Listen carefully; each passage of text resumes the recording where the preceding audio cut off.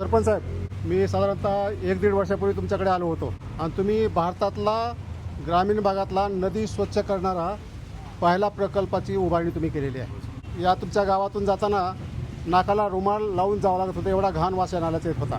शाश्वत फाउंडेशनच्या वतीनं तुम्ही ते तंत्रज्ञान वापरलं आणि तुमचं पूर्ण नदी आणि तुमच्या गावातले जे नाले आहेत ते तुम्ही दुर्गंधीमुक्त केलेले आहे. काय हा प्रकल्प आहे आणि हा जो प्रकल्प आहे तो इतर शहरांना, नगरपालिकेला, ग्रामपंचायतीला राबवणं शक्य आहे का? प्रकल्प अत्यंत सोपा आणि सहज आहे.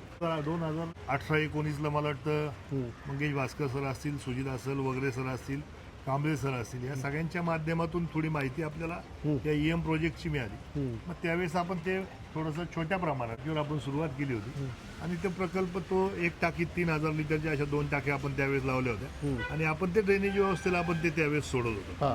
पण नंतर मध्ये कोविडच्या काळामध्ये हा प्रोजेक्ट थोडा थांबला होता आणि नंतर परत मोठ्या प्रमाणात आता आपण जसं पाहतोय, खरं तर प्रोजेक्ट अत्यंत सहज, सोपा आणि कमी खर्चिक आहे. भारतामध्ये जे नाव प्रसिद्ध आहे पुण्याचं ते म्हणजे IT पार्क्स हिंजेवाडी.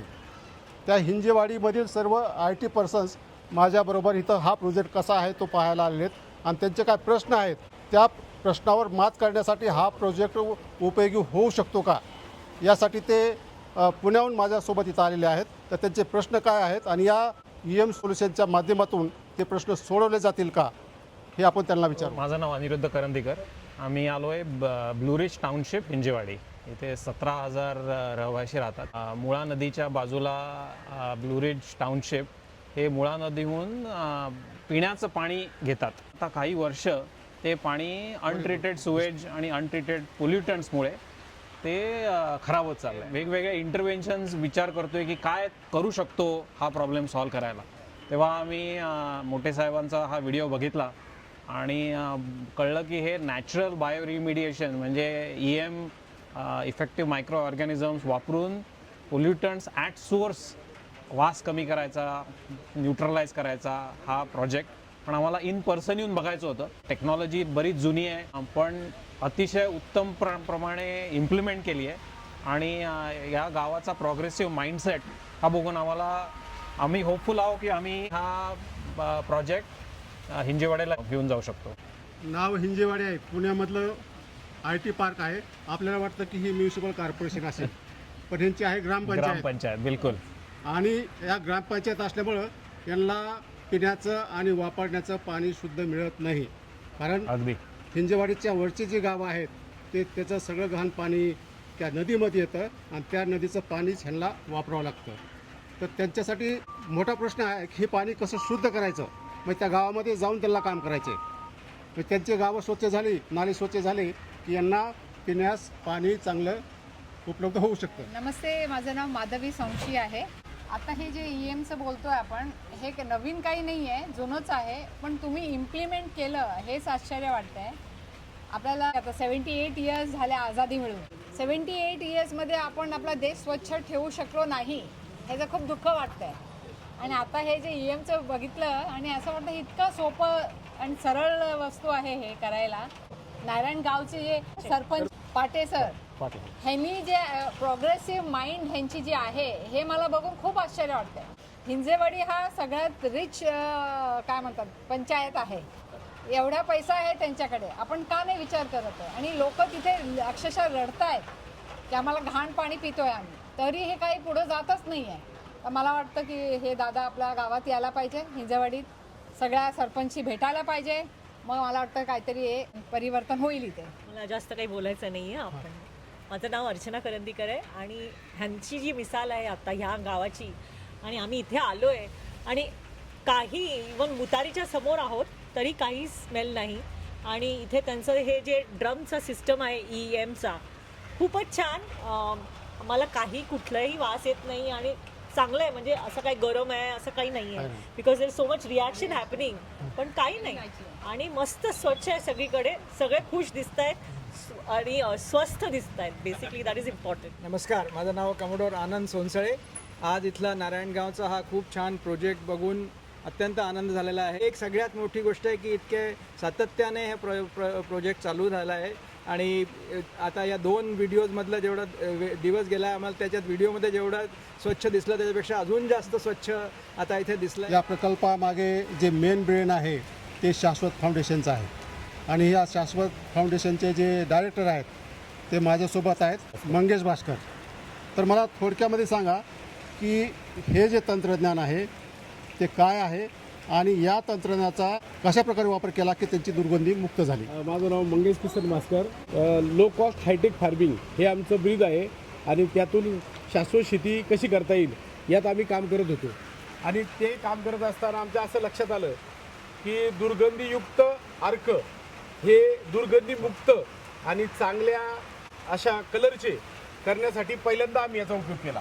1983 साली टेरिगो हिगा या शास्त्रज्ञाने जापानमध्ये EMचा शोध लावला आणि त्याचे जे उपयोग त्यांनी इतके केले की दुसऱ्या महायुद्धानंतर खराब झालेले महासागर जापानमध्ये याच्यातून स्वच्छ झालेले आहेत आणि याचे सगळे रिपोर्ट आहेत आपल्याकडे, रेफरन्स आहे. पहिल्यांदा आम्ही ते EM पासून अर्क तयार करायला सक्सेस झाल्यानंतर मग आमच्या मनात आलं की जशी या ड्रमची दुर्गंधी गेली तशी गावाची जाईल का, तशी गटाराची जाईल का. आणि त्या माध्यमातून आम्ही श्री योगेश भाऊ पाटे आमचे मित्र सरपंच ग्रामपंचायत नारायणगाव यांना मागं लागलो त्यांच्या पाटीभाऊ असं काहीतरी करायचं आपल्याला. तर आणि ते धडाडीचे कार्यकर्ते त्यांनी लगेच त्याच्यावर ॲक्शन घेतली आणि 2017-18 पासून इथं प्रयोग चालू झाले. पहिल्यांदा 3000 लिटरच्या 2 टाक्या, त्याच्यातून जे काही गावातली गटरं आहेत त्याच्यामध्ये चेंबरमध्ये ते सोडणं आणि त्याच्यात एक त्यांना आश्चर्यकारक बदल दिसला की गावातली दुर्गंधी गायब झाली आणि मग त्याच्यातून एक कायमस्वरूपी यंत्रणा असावी. त्यामुळं ह्या ठिकाणी त्यांनी एक 15 टाक्या 1000 लिटरच्या तयार करून त्याच्यातून सातत्यानं गावामध्ये आणि नदीमध्ये EMचं द्रावण सोडायचा प्रकल्प केला आणि तो गेले 2.5 वर्ष चालू आहे. सरपंच साहेब, हा तुमचा जो प्रकल्प आहे यासाठी किती खर्च आलेला आहे? खर्च बघा, आता पाण्याच्या टाक्या ज्या लागल्यात 15 टाक्यांना काय जे 3000 लिटरच्या टाक्यांना जो खर्च आहे तो, हां आणि पाईपलाईन, हां बाकी मग जे सुरुवातीला कल्चर लागलं तेवढंच. एकदा कल्चर पहिल्यांदा घेतल्यानंतर गुळ रोजचा जो आहे हां तो तेवढा बघतो 20 किलो गुळाचा खर्च हा आता सध्या चालू आहे. म्हणजे एकदाच प्रथमदर्शनी एकदा खर्च केला एक वर्षभराने आपण कल्चर बदलत असतो, हां त्याची गरज नाही पण तरीसुद्धा बदलत असतो. तर त्या माध्यमातून हा 20 किलो गुळ 1000 रुपये 1000 लिटरला, हां. या माध्यमातून हा एवढाच खर्च सध्या तरी रोजचा खर्च आहे. आता हे शेडला पण काय खर्च आला असेल? त्या शेडला हे पहिलं आमचं जुनं शेड होतं, हां हां जिथं बसायची व्यवस्था होती, लोक बसत नव्हती. हां मग त्या शेडमध्ये आपण ते केलंय. म्हणजे त्याला खर्च नवीन करताना निश्चित स्वरूपात शेडचं, कारण ते आपल्याला सावलीच्या ठिकाणीच आपल्याला ते करायचंय. त्यामुळे त्या शेडचा सुद्धा खर्च आपल्याला येऊ शकतो. हे सगळा खर्च 10-1 लाखापर्यंत आला असेल का? नाही एवढं कशाला लागतं किती लागतं आला असेल? सर, एक 2-3 लाखामध्ये सहज एवढं सगळं उभं राहते. बरं होऊ शकतं. हो, मग पण आता काय महत्वाचा खर्च तुम्हाला शेडलाच आहे. हां बाकी पाण्याच्या टाक्यांना असे किती पैसे लागतात हे? माझा प्रश्न त्या खर्चासंबंधी यासाठी आहे, कमी खर्चिक तंत्रज्ञान आहे त्यामुळेच हे राबवलं जात नाही का मग ग्रामपंचायत किंवा नगरपालिकेमध्ये? सर, आता मी त्या बाबतीत काही भाष्य करणार नाही. हां कमी खर्चिक आहे हे मात्र नक्की आहे. एखाद्याने संस्थेने जरी ठरवलं हां तरी सुद्धा हे काम करू शकतं. हां एखाद्या कंपनीने जरी ठरवलं हां तरी सुद्धा यासाठी काम करू शकतो. वा. CSRच्या माध्यमातून प्रत्येकाला आता 5% निधी तुम्हाला समाजासाठी वापरायचाच आहे. हां त्या माध्यमातून देखील मोठं काम आपल्या पुणे जिल्ह्यामध्ये संपूर्णपणे उभं राहू शकतं. म्हणजे प्रत्येक कंपनीने एखादं गाव जरी घेतलं दत्तक आणि याच्यावर जर काम करायचं ठरवलं हां. तर मला वाटतं पुणे जिल्ह्यातल्या नद्या ह्या आपल्या 5-7 वर्षामध्ये स्वच्छ झालेल्या किंवा एक वेगळ्या पद्धतीने आपण जे काम करतोय निश्चित स्वरूपात त्यावर आपल्याला काम चालू आहे. सरपंच साहेब, आपण साधारणतः 1-1.5 वर्षापूर्वी डॉक्टर तुकाराम मोठे या यूट्यूब चॅनलवर व्हिडिओ टाकला होता. हो, त्या व्हिडिओचा परिणाम काय झाला, काय दिसून आला का नाही तुम्हाला? नाही नक्कीच कोण आलं होतं पाहायला? खूप सारी लोक हां तुमचा व्हिडिओ सर पाहिल्यानंतर खूप सारी लोक इथं आलीत. अनेक लोकांनी मला फेसबुकवर काही प्रश्न विचारलेत, कमेंट केल्यात आणि त्या माध्यमातून खूप लोक इथं येऊन पाहून गेलीत की हा प्रोजेक्ट नक्की काम कसं करतो आणि त्या माध्यमातून बऱ्याचपैकी प्रचार आणि प्रसार आपल्या माध्यमातून हा संपूर्ण महाराष्ट्रभर झालेला दिसतो. EM तंत्रज्ञानाच्या माध्यमातून अशा प्रकारचे प्रकल्प इतर गावामध्ये वाढावेत म्हणून शाश्वत फाउंडेशन काम करत आहे. तर आतापर्यंत तुम्ही किती ठिकाणी प्रकल्प उभे केलेले आहेत? हे प्रकल्प जवळजवळ आता सध्या 7 ठिकाणी प्रकल्प आहेत. अशाच प्रकारचा प्रकल्प शिक्रापूरला एक आहे, सणसवाडीला एक आहे, तळेगाव डमडेरे त्या ठिकाणी एक आहे. आमच्या जुन्नर तालुक्यात 4 ठिकाणी प्रकल्प आहे हा. इतर ग्रामपंचायत असेल, नगरपालिका असेल, त्यांना जर हा प्रकल्प सुरू करायचा असेल तर त्यांनी काय करायला पाहिजे, करता येईल का त्यांना? हो, अवश्य करता येईल. जसं खर्चाची बाब म्हणले तर हा खर्च जास्तीत जास्त 2.5 ते 3 लाख रुपयेपर्यंत खर्च येतोय.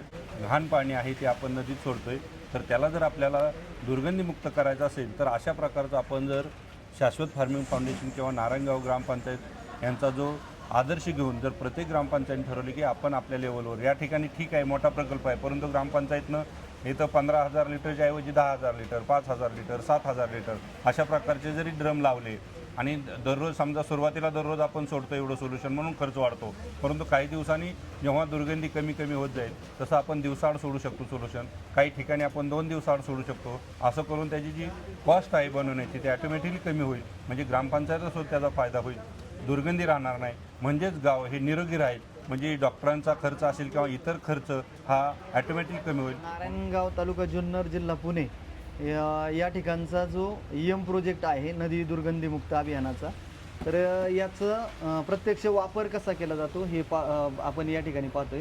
तर ह्या ज्या 15 टाक्या बनवलेल्या आहेत, ह्या 15 टाक्यांमध्ये आपण कल्चर लावल्यानंतर 8 दिवसानंतर प्रत्येक टाकीमध्ये हे कल्चर तयार होतं. तर यामध्ये 2 रोटेशन एका टँकला महिन्याभरात येतात. 15 टाक्या असल्यामुळं प्रति दिवस 1 टाकी आपल्याला सोडता येते आणि महिन्यामध्ये एका टाकीचं 2 वेळा रोटेशन होतं. तर यामध्ये पण अशी सिस्टीम आहे का आपण पाहू शकता या ठिकाणी की पाणी डायरेक्ट सोडायला सुद्धा टाकीमध्ये पाईपलाईन आहे. एक सिंगल व्यक्ती हे सगळं हँडल करू शकते. त्याचबरोबर इथनं खाली वॉल कनेक्शन काढलेलं आहे. इथनं डायरेक्ट ते पाणी आपण नदीच्या जे बंधारा आहे त्या ठिकाणी जिथनं पाणी वाहत आहे त्या झऱ्यावरती आपण याचं एक कनेक्शन काढून ठेवलं. ग्रामपंचायत नारायणगावच्या माध्यमातून बाबा आणि ग्रामपंचायत टीमने जे काम केलं आहे प्रत्यक्षरित्या अनुभवातून, का जिथं जिथं पाऊस झाल्यानंतर काय होतं गटारामध्ये प्लास्टिक कचरा वगैरे जातो आणि ते कधी कधी तुंबतात. तर मग ते जर प्लास्टिक जर बाजूला केलं तरी सुद्धा काही गटर चॉकअप राहतात. मग त्यामध्ये जो मैला साचलेला असतो तर त्या चेंबरमध्ये हे EM द्रावण आपण नारायणगाव ग्रामपंचायतचा जो सकिंग पंप आहे जो त्या सकिंग पंपने हे उचललं जातं द्रावण आणि डायरेक्टली त्या चेंबरमध्ये नेऊन सोडलं जातं. आणि त्या चेंबरमध्ये 200 लिटरपर्यंत जर द्रावण सोडलं तर तिथला तो चेंबर पूर्ण क्लीन होऊन जातो. त्यातलं जे स्लच आहे जे EM बॅक्टेरिया काय करतात तो स्लच खातात आणि त्यामुळं तिथं जे तुंबलेलं जे गटर आहे ते पूर्ण मोकळं होण्यासाठी मदत होते आणि ते पाणी पूर्णतः नदीला क्लीन होऊन जातं. EM सोल्युशनचा वापर ॲग्रिकल्चर म्हणजे शेतीमध्ये सर्वात जास्त पूर्वीपासून होत होता, परंतु अनेक लोकांना विशेषतः शहरी भागांना हे माहीत नाही की EM सोल्युशन त्यांच्या भागातील दुर्गंधी कमी करण्यासाठी, प्रदूषण कमी करण्यासाठी किती महत्त्वाचं आहे. परदेशामध्ये हे जे सोल्युशन आहे ते ड्रेनेजमध्ये संडासमध्ये सोडतात, दुर्गंधीमुक्त संडास करतात. किंवा तुमच्या ज्या लाद्या पुसायच्या असतात त्या लाद्या पुसल्यावर सुद्धा तुमची दुर्गंधी कमी होते, कारण त्यामधले जे ऑर्गॅनिक मटेरियल असतं ते ऑर्गॅनिक मटेरियल खाण्याचं काम हे जे इफेक्टिव्ह मायक्रोऑर्गॅनिझम्स आहेत जे आपल्याला फ्रेंडली आहेत, ते मित्र आहेत आपले, ते खातात. तुमचे जे पब्लिक टॉयलेट आहेत त्या पब्लिक टॉयलेटमध्ये तुम्ही जरी थेंब थेंब थेंब थेंब जर तुम्ही ते हे सोडलं हे EM सोल्युशन तर तुमचे पब्लिक टॉयलेट हे स्वच्छ होऊ शकतात. तुमचे जे फिश मार्केट आहेत, मटन मार्केट आहेत, तुमचे जे भाजीपाल्याचे मार्केट आहेत त्या परिसरामध्ये जर तुम्ही वेळोवेळी ह्याची जर EM सोल्युशनची जर स्प्रेइंग केली तर निश्चित तुम्हाला तो सुद्धा परिसर तुम्हाला दुर्गंधी मुक्त करता येईल. केमिकल सारखा याचा इफेक्ट लगेच नॉकडाऊन वापरलं की लगेच आपल्याला दिसून ह्याच्यामध्ये येत नाही. याच्यामध्ये तुम्हाला सातत्य लागतं, काही दिवसांनी तुम्हाला ते परत ते वापरावं लागतं. त्याचा बॅक्टेरियल काउंट आहे तो तुम्हाला वाढवावा लागतो. मानवाला, सजीवाला याचा कुठलाही दुष्परिणाम होत नाही. त्यामुळं शहरी भागातले लोक जे आहेत आपलं जे घाण पाणी नदीमध्ये सोडतात आणि त्याचे परिणाम खाली वसलेली जी गाव आहेत त्या शेतकऱ्यांना बसतो त्याचा. त्यामुळं शहरी लोकांनी सुद्धा साक्षर होणं गरजेचं आहे या स्वच्छतेच्या बाबतीत. EM1 इफेक्टिव्ह मायक्रो ऑर्गॅनिझम्स 1 हे आपण मूळ त्याला विरजन किंवा कल्चर म्हणून वापरतोय आणि त्याच्यापासून आपण EM2 तयार करायचे. तर आपण 200 लिटर EM2 तयार करण्यासाठी 2 लिटर EM1 हे विरजन वापरतो आणि त्याला आपण 4 किलो गुळ घेतो. म्हणजे आपल्याला 1000 लिटर जर करायचं झालं तर त्याच्या रेशोमध्ये आपण गुळ घ्यायचा आणि विरजन घ्यायचं. आपण या ठिकाणी पाहतो 1 ते 15 टाक्या लावलेले आहेत. म्हणजे 1 तारखेला 1 टाकी अशा करत 15 तारखेपर्यंत 15वी टाकी जाईल. नंतर पुन्हा 16व्या तारखेच्या दिवशी 1 नंबरची टाकी झाली. म्हणजे अशी जी ही सायकल आहे, दररोज आपण सुरुवातीला 1000 लिटर ही ग्रामपंचायतीच्या मार्फत आपण नदीमध्ये सोडत आहोत. नाही, वरती नळ लावलेले 1 इंची बॉलवर लावलेला आहे, त्याच्यातून आपण टाकी भरू शकतो. म्हणजे ही टाकी भरायला 1000 लिटरची टाकी भरायला आपल्याला जो वेळ लागतोय तेवढ्या वेळात आपण दुसरी टाकी इथून खाली करत असतो. ती टाकी जात असते नदीमध्ये. आपण थेंब थेंब नदी दिवसभर जरी आपण 10-12 तास जरी तेवढ्या धारा सोडल्या, आपण नदीला जाऊन पुन्हा पाहूया. त्या ठिकाणी प्रत्येक ठिकाणी आपण काय केलेत, बारके नळ काढलेत आणि तिथून सतत कंटिन्युअस हे सोल्युशन त्या नदीमध्ये जाते. राहिला विषय नदीत सोडायचा, तर सोडत असताना आपण या ठिकाणून सोडतोय. ही पाईपलाईन आपण प्रत्येक टाकीला जोडलेली आहे. म्हणजे हा वॉल आपण चालू केला की सोल्युशन ऑटोमॅटिकली नदीत चाललं. त्या ठिकाणी पुढं गुळामध्ये असलेला केर, कचरा असेल, प्लॅस्टिकच्या बॅग किंवा इतर काही घाण घटक आहेत ते नदीत जाऊ नयेत म्हणून आपण त्या ठिकाणी कोपऱ्याला फिल्टर लावलेला आहे की त्या फिल्टरमध्ये ती सर्व घाण त्या ठिकाणी वर आपण गाळून बाजूला काढून घेतो आणि स्वच्छ असं EM2 द्रावण आपण नदीमध्ये सोडत असतो. हे पहा, हे आपण EM2 तयार झालेलं हे EM2 द्रावण आहे. हे EM2 द्रावण काय, ह्याला गोड आंबूस वास येतोय. आता जर ह्याचा कलर पाहिला आपण तर एक गुळासारखाच कलर दिसतोय. ह्याचा वास आंबूस वास आहे, गोड वास आहे. ह्याच्या स्प्रेइंगमुळं किंवा ह्याच्यामुळं परिसरातील मधमाशा वाढतात. पहा, मधमाशा जास्त वाढतात. ह्याचं जर खरंच प्रॅक्टिकल घ्यायचं असेल, ज्याच्या घरात शेतात याचा वापर चालू आहे त्या ठिकाणी महिन्यात ते 2 महिन्यात त्या ठिकाणी मधमाशा आलेल्या दिसतील आणि हे एकदम स्वच्छ असं दिसतं. ह्याचा वास घ्या किंवा माणसाला ह्याचा हानिकारक नाही. हे आता हे पहा काढून आम्ही ही होतो पिऊन पाहतो आम्ही. म्हणजे ह्याचं काही नाही, आम्ही कुणाला रिकमेंड करत नाही, पण आम्हाला अनुभव आहे ह्याचा की अशा प्रकारचं हे द्रावण तयार झालेलं आहे आणि हेच द्रावण आपण नदीमध्ये सोडतो. एकदा EM1 घेतल्यानंतर त्याचं तुम्ही EM2 करता. हां, आणि त्याचं मल्टिप्लेक्शन करता. किती दिवस तर करा आपण याच्यापासून कमीत कमी 4 वेळा करू शकतो. म्हणजे सुरुवातीचं धरलं तर त्यानंतर पुन्हा आपण ते 4 वेळा करू शकतो. म्हणजे एका बॉटलपासून 5 वेळा आपण त्याचं पुढील EM2 तयार करू शकतो. म्हणजे 1000 लिटर जे आहे ह्याच्यापासून आपण 1000चं 5000 लिटरपर्यंत द्रावण तयार करू शकतो. म्हणजे ह्याची कॉस्ट ऑफ प्रोडक्शन सुरुवातीला जर जास्त आली असेल तर पुन्हा आपण 4 वेळा जर केलं तर ती कॉस्ट ऑफ प्रोडक्शन पुन्हा 4 पटीनं कमी होती. किती येते पर लिटर? पर लिटर सुरुवातीला ह्याचा जर अभ्यास केला तर सुरुवातीला जास्तीत जास्त ₹1 खर्च येतोय आणि हेच जर आपण 4 वेळा पुन्हा बनवलं तर 20 ते 25 पैसे पर लिटर याची कॉस्ट येते. फक्त कारण पुन्हा आपलं कल्चर इथून खाली कल्चर राहते. समजा 100 लिटर शिल्लक राहिलं कल्चर या ठिकाणी, विरजन शिल्लक राहिलं, यात आपल्याला फक्त काय करायचं आहे, ह्याच्यात फक्त 20 किलो गुळ टाकायचा आपल्याला. 20 किलो गुळाची आज मार्केटमध्ये किंमत, आपण गुळ काही 1 नंबर असावा असं नाही. गुळ खराब जरी असेल तरी तो गुळ समजा 30-40 रुपये असेल, 40 रुपयांपाले 700 ते 800 रुपये त्या गुळाचाच खर्च आहे फक्त. महिला मंडळी आहे, त्यांचं नाक जरा तीक्ष्ण असतं. तर त्याला विचारतो की ह्याचा वास म्हणजे दुर्गंधी येते का सुगंध येतो, विचारू आपण.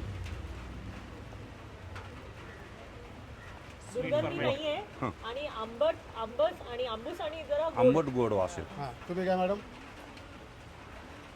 हे ऑर्गॅनिक स्मेल म्हणतात ह्याला. हा. आणि हे छान वाटतं. शेतात गेलं की हे वास आला तर म्हणायचं शेत चांगलं. चांगलं असा वास आला की एकदम तुम्ही सायंटिफिक बोलले एकदम. सर तुम्ही या, तुम्ही या, दोघे या.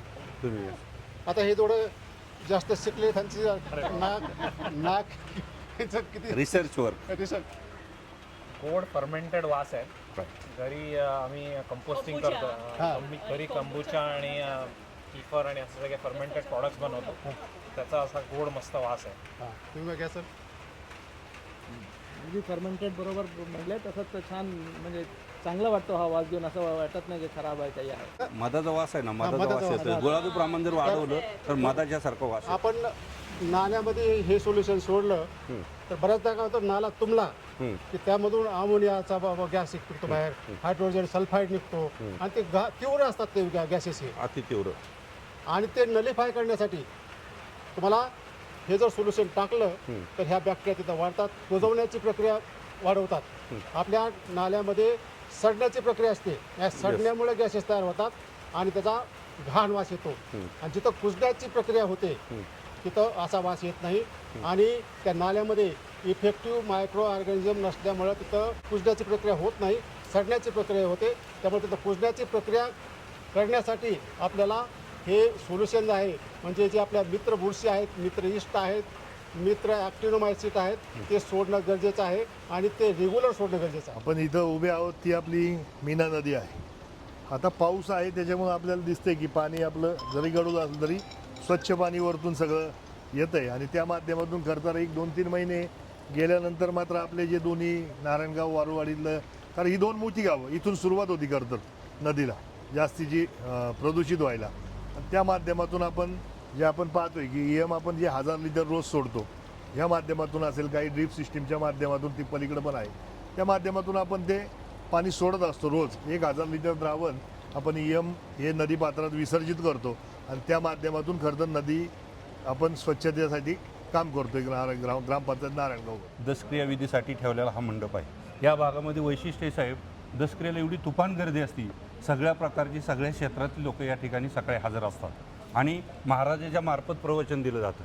महाराज प्रवचन एकदम छान देतात, परंतु लोक जाताना काहीच घेऊन जात नाही. मग या ठिकाणी ज्याच्या घरात दसक्रिया आहे, ज्याच्या घरात एखादी व्यक्ती एक्सपायर झाली, त्याच्यात असणारा काही जी घाण असेल, राख असेल, काय आपण काय करतोय नदीत टाकतोय, जे हरं वगैरे नारळ फेकून देतो घाण करून टाकतो. मग ती शुद्ध करण्यासाठी आपण काय करतो, या ठिकाणी ज्याच्या घरात तो विधी आहे त्या व्यक्तीनं या ठिकाणी नळाचं जलपूजन करायचं आणि त्याच्यामार्फत 1000 लिटर ते पाणी आपण हे EM2 नदीत सोडतो. आणि त्याला आम्ही सांगितलं की जो खर्च वाढत आहे हा खर्च जर कंट्रोल करायचा असेल त्या व्यक्तीच्या घरातल्या व्यक्तीसाठी तो आम्हाला इथं पैसे नको देऊ, आम्हाला इथं लागणारा जो काय गुळ आहे 10-20 किलो गुळ फक्त ग्रामपंचायतीला द्या, म्हणजे ती झाला आपला एक प्रकारे सेवा झाली. तुमच्या घरच्यांच्या स्मरणार्थ 1000 लिटर सोडलं आणि त्याच्या माध्यमातून आपण तो सुद्धा कार्यक्रम राबवतो. त्याच्यासाठी आपण स्वतंत्र नळ काढला आणि दुसरं जे आहे ते ड्रिपच्या माध्यमातून आपण हा जो नळ दिसतोय पूर आल्यामुळे एवढं झालंय,